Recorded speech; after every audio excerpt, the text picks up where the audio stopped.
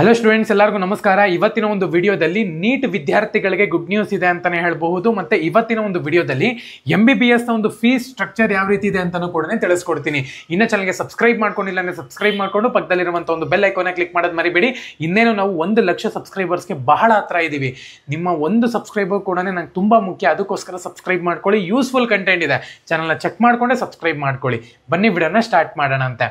ಮೊದಲನೇದಾಗಿ MBBS ನ ಒಂದು ಸೀಟ್ ಬಗ್ಗೆ ಮಾತಾಡ್ಬಿಡೋಣ ಅಂತ. ನೆಕ್ಸ್ಟ್ ನೀವು ಮೆಡಿಕಲ್ ಫೀಲ್ಡ್ಗೆ ಹೋಗ್ತೀರಾ, ನೀಟಲ್ಲಿ ಒಂದು ಒಳ್ಳೆ ರ್ಯಾಂಕ್ ನ ತಗೊಂಡಿದ್ದೀರಾ ಅಂದ್ರೆ ಗೌರ್ಮೆಂಟ್ ಸೀಟ್ ಆಗುತ್ತೆ. ಗೌರ್ಮೆಂಟ್ ಕೋಟಾಗೆ ವರ್ಷಕ್ಕೆ ನೀವು ಕಾಲೇಜ್ಗೆ 65,000 ರೂಪಾಯಿನ ಕಟ್ಟಬೇಕಾಗತ್ತೆ. ಇದು ಫಿಕ್ಸೆಡ್ ಅಂತಾನೆ ಹೇಳ್ಬಹುದು. ನೀವು ಇವಾಗ ಗೌರ್ಮೆಂಟ್ ಸೀಟ್ ಅಂದಿದ ತಕ್ಷಣ ಫ್ರೀ ಇರೋದಿಲ್ಲ, ವರ್ಷಕ್ಕೆ ಇಷ್ಟು ಚಾರ್ಜಸ್ ಅಂತ ನೀವು ಕಟ್ಟಲೇಬೇಕಾಗತ್ತೆ. ಅದೇ ತರನೇ ಗೌರ್ಮೆಂಟ್ ಕೋಟಾನೇ ಬಟ್ ಪ್ರೈವೇಟ್ ಕಾಲೇಜ್ನಲ್ಲಿ ನೀವು ಸೇರಿದ್ದೀರಾ ಅಂದ್ರೆ ಇದು ಬಂದ್ಬಿಟ್ಟು 1,54,000 ರೂಪಾಯಿ ವರ್ಷಕ್ಕೆ ಕಟ್ಟಬೇಕಾಗುತ್ತೆ ಪರ್ ಇಯರ್. ಇದು ಓಕೆನಾ, ಒಂದ್ಸತಿ ಅಲ್ಲ, per year.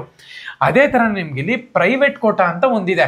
So government Kota ಇರಲ್ಲ, ಪ್ರೈವೇಟ್ ಅಲ್ಲಿ ನೀವು ಹೋಗಿ ಸೇರ್ಕೊಂತೀರಾ ಅಂತ ಅಂದ್ರೆ ಅಷ್ಟೊಂದು ನಿಮ್ದು ಮಾರ್ಕ್ಸ್ ಇಲ್ಲ, ಪ್ರೈವೇಟ್ ಕಾಲೇಜಲ್ಲಿ ಸೀಟ್ಸ್ಗಳು ಸಿಗುತ್ತೆ. ಸೊ ಆ ತರ ಇದ್ದಾಗ ಏನಾಗುತ್ತೆ ಅಂದ್ರೆ ಪರ್ ಇಯರ್ಗೆ ನೀವು 12 lakh rupees ಕಟ್ಟಬೇಕಾಗತ್ತೆ. ಇದು ಕಾಲೇಜ್ ಟು ಕಾಲೇಜ್ ವೇರಿ ಆಗುತ್ತೆ. ಓಕೆನಾ, ಒಂದೊಂದು ಕಾಲೇಜಲ್ಲಿ 8 lakh ಇಂದಾನೇ ಸ್ಟಾರ್ಟ್ ಇದೆ. ಸೊ ಅದು ಕಾಲೇಜ್ ಮೇಲೆ ಡಿಪೆಂಡು, ನೀವು ಯಾವ ಕಾಲೇಜ್ ಚೂಸ್ ಮಾಡ್ತೀರಾ ಅನ್ನೋದ್ರ ಮೇಲೆ ಡಿಪೆಂಡ್ ಆಗಿರುತ್ತೆ. ಮ್ಯಾಕ್ಸಿಮಮ್ ಎಷ್ಟು ಅಂದ್ರೆ 25 ಲಕ್ಷ ರೂಪಾಯಿ ತನಕನೂ ಕೂಡ ಇರುತ್ತೆ. ಅದು ನಿಮ್ಮ ಒಂದು ಕಾಲೇಜ್ ಮೇಲೆ ಡಿಪೆಂಡ್ ಆಗಿರುತ್ತೆ ಇಯರ್ಲಿ.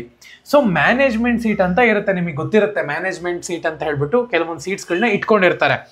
ಸೊ ಆ ಒಂದು ಮ್ಯಾನೇಜ್ಮೆಂಟ್ ಸೀಟಲ್ಲಿ ವರ್ಷಕ್ಕೆ 35,000 ರೂಪಾಯಿ ಕಟ್ಟಬೇಕಾಗತ್ತೆ. ನೀವು ನಿಮ್ಗೆ ಆ ಒಂದು ಸೀಟ್ ಬೇಕು ಆ ಒಂದು ಕಾಲೇಜ್ನಲ್ಲಿ ಅಂದ್ರೆ ಮ್ಯಾನೇಜ್ಮೆಂಟ್ ಸೀಟ್ ಅಡಿನಲ್ಲೇ ಬೇಕು ಅಂದ್ರೆ 35 ಲಕ್ಷ ರೂಪಾಯಿನ ನೀವು ಇಲ್ಲಿ ಕಟ್ಟಬೇಕಾಗತ್ತೆ.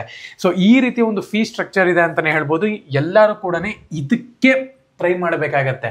ಓಕೆನಾ, ಒಂದು ಸ್ವಲ್ಪ ಕಮ್ಮಿ ಆಗುತ್ತೆ ದುಡ್ಡು, ಅದಕ್ಕೋಸ್ಕರನೇ. ಸೊ ತುಂಬಾ ಜನ ಬಂದು ಏನ್ ಗುಡ್ ನ್ಯೂಸ್ ಅಂತ ಕೇಳ್ಬೋದು ಇವಾಗ. ಸೊ ಇವಾಗ ಏನ್ ನಾನು ಹೇಳ್ದೆ ನೋಡಿ, ಈ ಒಂದು ಫೀ ಸ್ಟ್ರಕ್ಚರ್ ಮೇಲೆ ಅಂದ್ರೆ ಈ ಒಂದು ಫೀ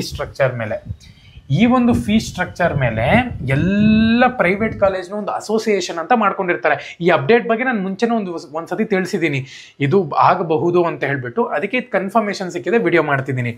ಸೊ ಈ ಒಂದು ಏನ್ ಪ್ರೈಸ್ ಇದೆ ಇದ್ರ ಮೇಲೆ 15% ಬಂದ್ಬಿಟ್ಟು ರೈಸ್ ಮಾಡಿ ಅಂತ ಹೇಳಿ ಗೌರ್ಮೆಂಟ್ಗೆ ರಿಕ್ವೆಸ್ಟ್ ಮಾಡ್ಕೊಂಡಿದ್ರು. ಎಲ್ಲ ಮೆಡಿಕಲ್ ಕಾಲೇಜ್ನ ಒಂದು ಅಸೋಸಿಯೇಷನ್ ಅಂತ ಒಂದು ಮಾಡಿರ್ತಾರೆ, ಅವರು ರಿಕ್ವೆಸ್ಟ್ ಮಾಡ್ಕೊಂಡಿದ್ರು. ಸೊ ಇದನ್ನ ಗೌರ್ಮೆಂಟ್ ರಿಜೆಕ್ಟ್ ಮಾಡಿದೆ. ಹೋದ್ ಸತಿಗಿಂತ 15% 20% ರೈಸ್ ಮಾಡಿ ಇದರಲ್ಲಿ ಅಂತ ಹೇಳ್ಬಿಟ್ಟು ರಿಕ್ವೆಸ್ಟ್ ಮಾಡ್ಕೊಂಡಿದ್ರು. ಹೋದ್ ಸತಿನೂ ಕೂಡ ಒಂದು 15% ರೈಸ್ ಮಾಡಿದ್ರು. ಅದೇ ತರ ಇವಾಗ 15 to 20% ರೈಸ್ ಮಾಡಿ ಅಂತ ರಿಕ್ವೆಸ್ಟ್ ಮಾಡ್ಕೊಂಡಿದ್ರು. ಇದನ್ನ ತಿರಸ್ಕರಿಸಿದೆ ಗೌರ್ಮೆಂಟ್. ಯಾವುದೇ ಕಾರಣಕ್ಕೂ ಫೀಸ್ ಅನ್ನುವಂಥದ್ದು ರೈಸ್ ಆಗೋದಿಲ್ಲ ಈ ಸತಿ ಅಂತ ಕೂಡ ಹೇಳಿದ್ದಾರೆ.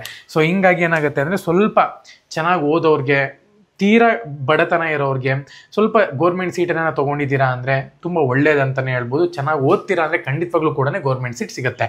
ಎಲ್ಲರಿಗೂ ಕೂಡ ಆಲ್ ದ ಬೆಸ್ಟ್. ಧನ್ಯವಾದ. ಜೈ ಹಿಂದ್.